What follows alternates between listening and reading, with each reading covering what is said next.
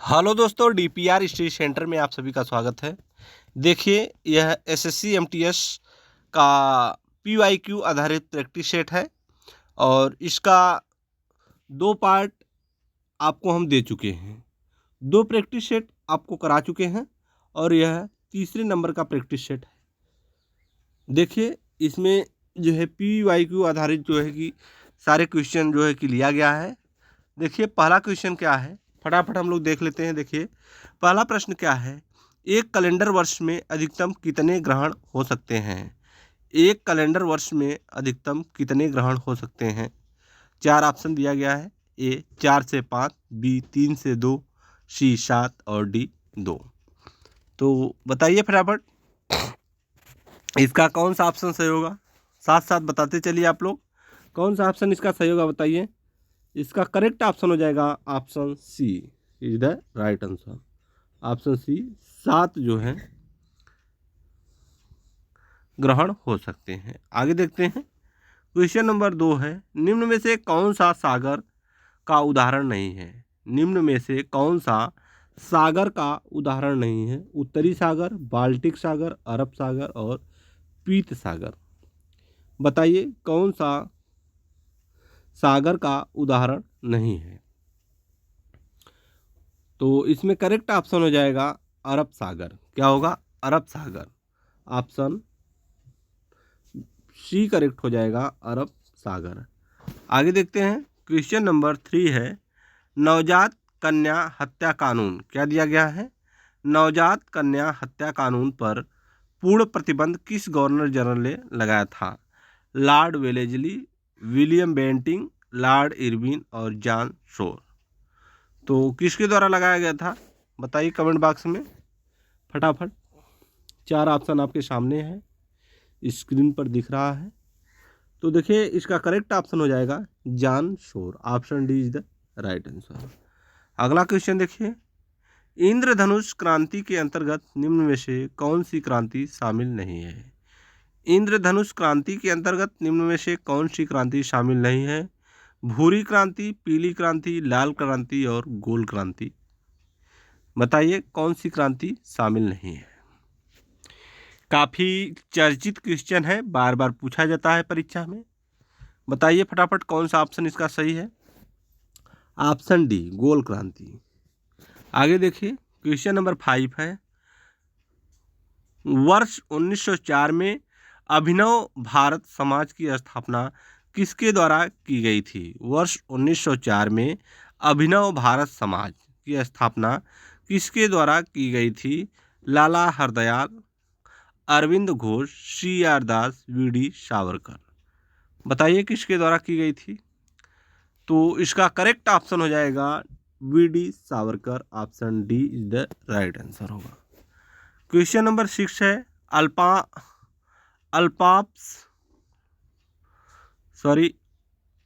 Alps क्या दिया गया है?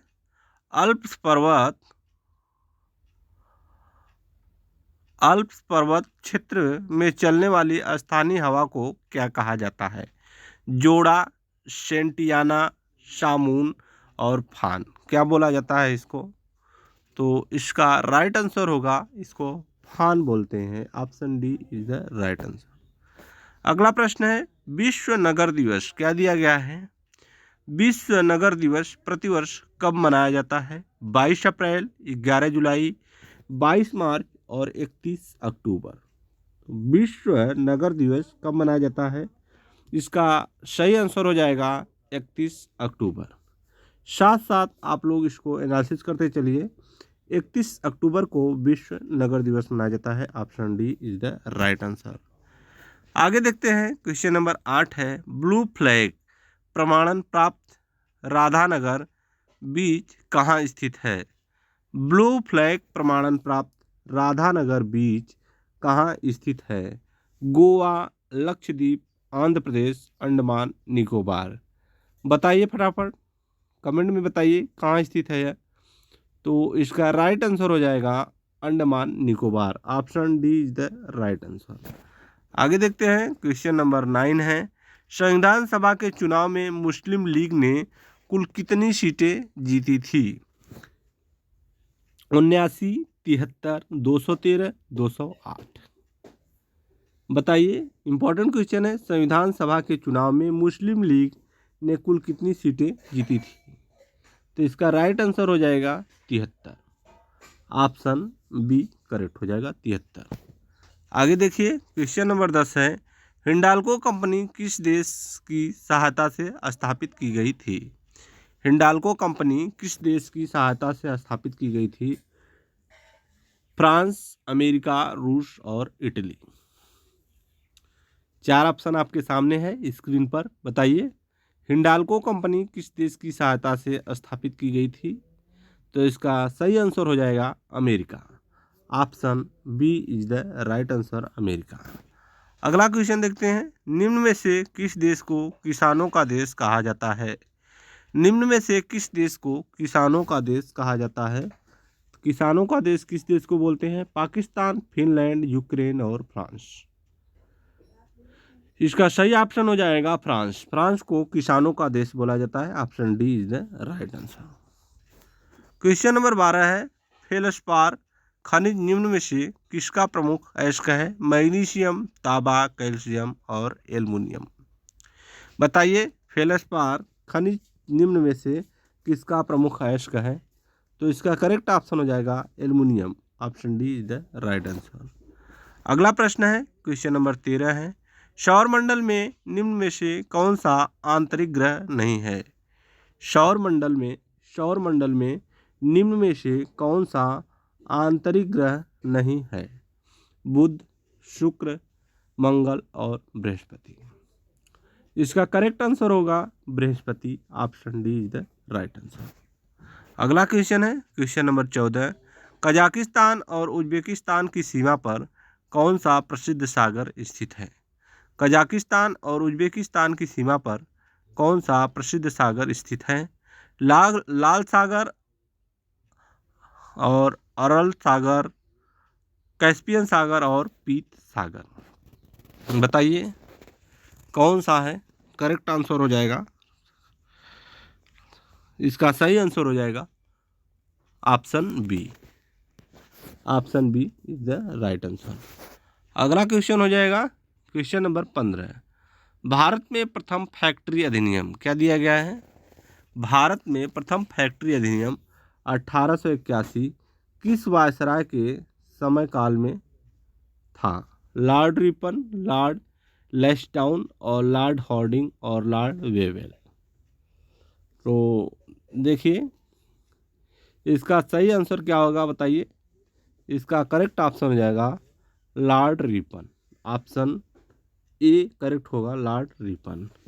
अगला क्वेश्चन है, क्वेश्चन नंबर 16 है, प्रथम विश्व युद्ध 1914 का सबसे तात्कालिक कारण क्या था?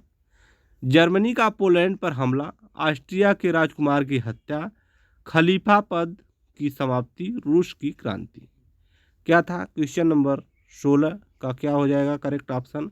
ऑस्ट्रिया के राजकुमार की हत्या। क्या होगा? Option B is the right answer. Austria के राजकुमार की हत्या यही सबसे तात्कालिक कारण था। आगे देखते हैं, देखिए क्या है। क्वेश्चन नंबर 17 है, अवरक्त किरणों की खोज निम्न में से किसने किया था? न्यूटन, विलियम हर्शेल और हेनरी क्वार्टज और मार्कोनी। अवरक्त किरणों की खोज किसके द्वारा किया गया था? तो विलियम हर्शेल करेक्ट ऑप्शन होगा, विलियम हर्शेल। ऑप्शन बी सही हो जाएगा। क्वेश्चन नंबर 18 देखिए क्या होगा। क्वेश्चन नंबर 18, ज्वालामुखी से निर्मित लिपारी द्वीप कहाँ स्थित है? ज्वालामुखी से निर्मित लिपारी द्वीप कहाँ स्थित है? अमेरिका, बंगाल की खाड़ी, इटली और जापान। तो इसका सही आंसर हो जाएगा Italy. Option C is the right answer, Italy. अगला प्रश्न देखते हैं, क्वेश्चन नंबर 19, पहाड़ों पर 1500 से 2500 मीटर की ऊंचाई पर किस प्रकार के वन पाए जाते हैं? सदाबहार वन, टुड्रा वन, कोणधारी वन और शीतोष्ण कटिबंधीय वन। बताइए, कौन सा ऑप्शन सही है? इसका करेक्ट ऑप्शन हो जाएगा शीतोष्ण कटिबंधीय one. Option D is the right answer, शीतोष्ण कटिबंधीय वन। आगे देखते हैं, देखिए क्वेश्चन नंबर 20 है, कोल डैम जल विद्युत परियोजना किस नदी पर स्थित है? कोल डैम जल विद्युत परियोजना किस नदी पर स्थित है? ऑप्शन ए व्यास नदी, ऑप्शन बी सतलुज नदी, ऑप्शन सी चेनाब नदी और ऑप्शन डी है महानदी। तो बताइए कौन सा ऑप्शन सही है? करेक्ट ऑप्शन हो जाएगा सतलुज नदी। Option B is the right answer. देखिए अगला प्रश्न है, क्वेश्चन नंबर 21 है। उड़ीसा में स्थित गुरु महिषानी खान किसके उत्पादन के लिए प्रसिद्ध है? ए है यूरेनियम, बी सीसा, सी कोयला और डी लौह अयस्क। क्वेश्चन नंबर 21 करेक्ट ऑप्शन हो जाएगा लौह अयस्क। Option D is the right answer. अगला प्रश्न है, क्वेश्चन नंबर 22 है। क्या दिया है? संविधान सभा में बिहार प्रांत से निम्न में से कौन सी महिला सदस्य थी? संविधान सभा में बिहार प्रांत से निम्न में से कौन सी महिला सदस्य थी? हंसा मेहता, विजय लक्ष्मी पंडित, सुचिता कृपलानी और सरोजनी नायडू। तो इसका करेक्ट ऑप्शन हो जाएगा सरोजनी नायडू। क्या होगा? Sarojini Naidu. Option D is the right answer, Sarojini Naidu. आगे देखिए क्वेश्चन नंबर 23 है। रिक्स डॉग क्या है? रिस्क डॉग किस देश की संसद का नाम है? क्वेश्चन नंबर 23, रिस्क डॉग किस देश की संसद का नाम है? स्पेन, जर्मनी, पोलैंड और स्वीडन। बताइए कौन सा ऑप्शन सही है? स्पेन, जर्मनी, पोलैंड और स्वीडन। रिक्स डॉग किस देश की संसद का नाम है? करेक्ट ऑप्शन हो जाएगा Sweden. Option D is the right answer, Sweden. अगला प्रश्न है, क्वेश्चन नंबर 24। क्या दिया है?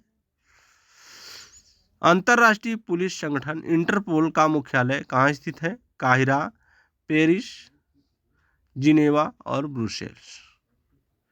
तो अंतर्राष्ट्रीय पुलिस संगठन इंटरपोल का मुख्यालय कहाँ स्थित है? तो यह पेरिस फ्रांस में स्थित है। Option D is the right answer. Question number 25 है। प्रथम आंग्ल मराठा युद्ध 1775 से 82 के समय गवर्नर जनरल कौन था? गवर्नर जनरल कौन था? Warren Hastings, lord Wellesley, lord Hastings और लॉर्ड डलहौजी। बताइए करेक्ट ऑप्शन कौन सा होगा? प्रथम आंग्ल मराठा युद्ध के समय वर्तमान के समय गवर्नर जनरल कौन था? करेक्ट ऑप्शन हो जाएगा Warren Hastings. Option A is the right answer, Warren Hastings. ये रहे PYQ आधारित 25 प्रश्न। आप लोग कितने प्रश्न सही कर पाए हैं और कितने प्रश्न जो है गलत कर पाए हैं, कमेंट बॉक्स में ज़रूर बताया करिए कि नहीं हाँ इतने प्रश्न पर हमारा कमांड रहा है और इतना प्रश्न हमको ये प्रश्न नहीं आ रहे थे। तो ये ईमानदारी से आप लोग हमको बताया करिए, ठीक है? तो हमको भी पता चलेगा कि आप लोगों को किस लेवल तक का प्रश्न कर पा रहे हैं, किस लेवल तक का प्रश्न नहीं कर पा रहे हैं। थोड़ा सा हम जानेंगे इसको, ठीक है? तो उसी आधार से उस प्रकार के टॉपिक को हम लेकर आएंगे, ठीक है? तो फिर मिलते हैं अगले वीडियो में, तब तक के लिए धन्यवाद।